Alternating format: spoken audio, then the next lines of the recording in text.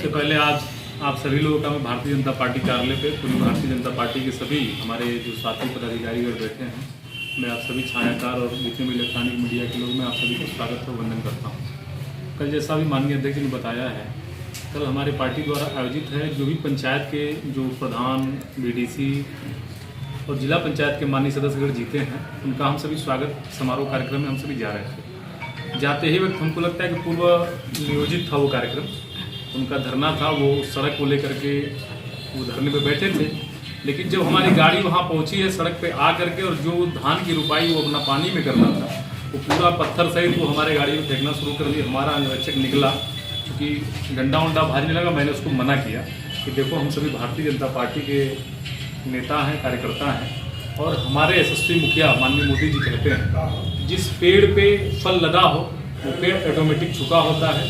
पत्थर मारने वाले आते हैं और मार के चले जाते हैं, लेकिन फल जो लदा हुआ वृक्ष है वो कभी जवाब नहीं देता।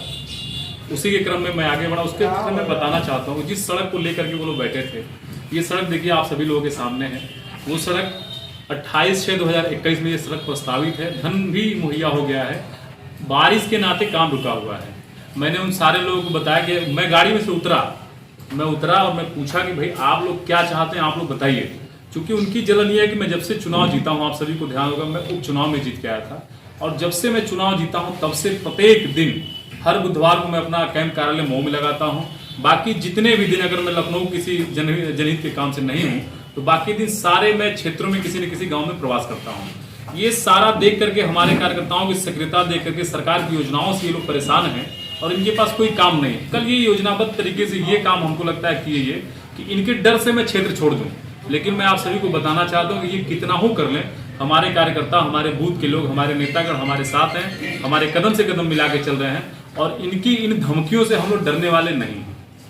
उसी क्रम में जितने भी काम, देखिए पीडब्ल्यूडी संबंधी, जब से मैं चुनाव जनवरी में 2020 में जीत के आया था उपचुनाव, तब से लेकर के आज तक देखिए ये सारे काम हमारे हो गए, ये सारे काम हो गए हैं। उसको लेकर के ये लोग सारे लोग तांडव कर रहे हैं। जो काम ये लोग कभी कर नहीं पाए, जनता में कभी गए भी नहीं किए, वो लोग बात करें। देखिए तमाम सारे काम ये हुए हैं, उसकी चिंता ये लोग नहीं करेंगे, उसकी चर्चा भी ये लोग नहीं करेंगे। ये विद्युत से संबंधित काम है। देखिए जो क्षमता बढ़ाने का काम था ट्रांसफार्मर का, अब तक कुल हम लोगों ने 45 लाख रुपए की लागत से, देखिए इतने सारे ट्रांसफार्मर, ये 54 की संख्या में ट्रांसफार्मर लगा दिया। ये एक पीपा पुल जो लंबे समय से यहाँ हमारा, उनका तो सौभाग्य, मैं तो कहना चाहता हूँ आप लोगों के माध्यम से कि उन समाजवादी साथियों का सौभाग्य है कि वो अपने जनप्रतिनिधि से मिल पा रहे हैं। लेकिन इसी शहर में, इसी जनपद में 30 वर्षों से एक विधायक गायब है। इसी जनपद का सांसद जेल में है, लेकिन उससे पूछने कोई नहीं गया, उससे सड़क जाम करने कोई नहीं गया। लेकिन ये घबराए उससे नहीं है कि काम नहीं हो रहा है, ये घबराए उससे है कि जनप्रतिनिधि सक्रिय है, जनप्रतिनिधि क्षेत्र में है, इससे इन सबों की चिंता है। मैंने ये पूरी घटना की जानकारी मैंने माननीय जिला अध्यक्ष जी को दे दी है।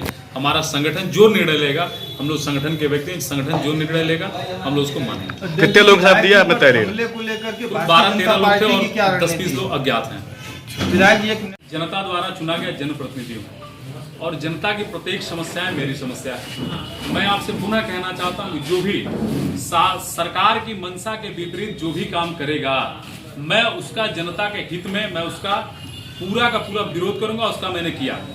मैं फिर कहना चाहता हूं कि उत्तर प्रदेश सरकार और केंद्र की मोदी जी की सरकार द्वारा चल रहे रेहड़ी पटरी दुकानदारों को 10-10 हजार रुपया देके, जो कोरोना से पीड़ित था, सारे लोग गरीब परेशान थे, 10-10 हजार रुपया दे करके उनके रोजी रोजगार की चिंता की गई। लेकिन सरकार के मंशा के विपरीत वहां के जो स्थानीय प्रशासन के लोग थे, आपको अतिक्रमण हटाना था, अतिक्रमण हटाते। लेकिन मेरा उनसे कहना था कि एक तरफ सरकार कह रही है कि उनको आप रोजी रोजगार में बढ़ावा दीजिए, दूसरी तरफ आप उनके गुमटी ठेला ठुमका को तोड़ रहे हैं। इसका मतलब कि आप सरकार विरोधी काम कर रहे हैं। इसलिए मैंने उनको डांट फटकार लगाई थी, और ऐसे कृत्य आगे भी होंगे तो मैं जनता के साथ खड़ा रहूंगा।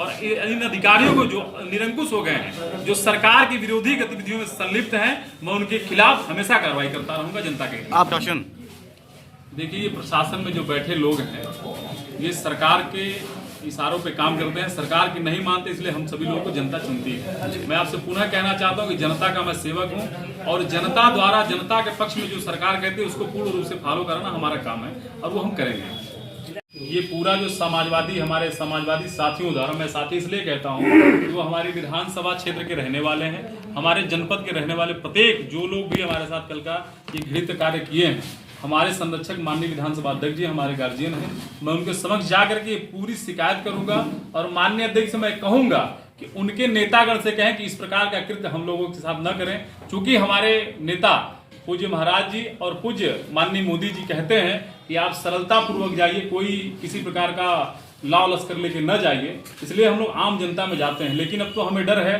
कि कल तो सार्वजनिक रूप से दिन दहाड़े जिस प्रकार हम लोगों के ऊपर हमला किया गया, आगे हो सकता है चुनाव और नजदीक आए तो ये लोग और भी कुछ कर सकते हैं। इसलिए मैं इस बात को माननीय विधानसभा अध्यक्ष जी के सामने रखने वाला हूं कि जनप्रतिनिधियों की रक्षा और सुरक्षा के लिए इन समाजवादी गुंडों से, जो माननीय मुख्यमंत्री जी ने कहा था कि जो लाल टोपी वाले हैं, जो समाजवादी गुंडे हैं, जो कल इन्होंने जो कृत्य किया था, इनके खिलाफ माननीय अध्यक्ष में कार्रवाई के लिए आग्रह में करूंगा। तो आपको जान का खतरा है? इस प्रकार से हमारी गाड़ी पे जो हुआ, आप भी अगर मान लीजिए वहां ईट पत्थर और धान का पुआल की जगह कोई बम फेंक दे, कोई ईटा पत्थर फेंक दे, किसी की जान को खतरा हो सकता है। और इनकी वजह से हमारे ही नहीं, इस पूरे प्रदेश की प्रत्येक जन को जान को खतरा है। इसलिए मैं माननीय विधानसभा अध्यक्ष से इनकी शिकायत करूंगा।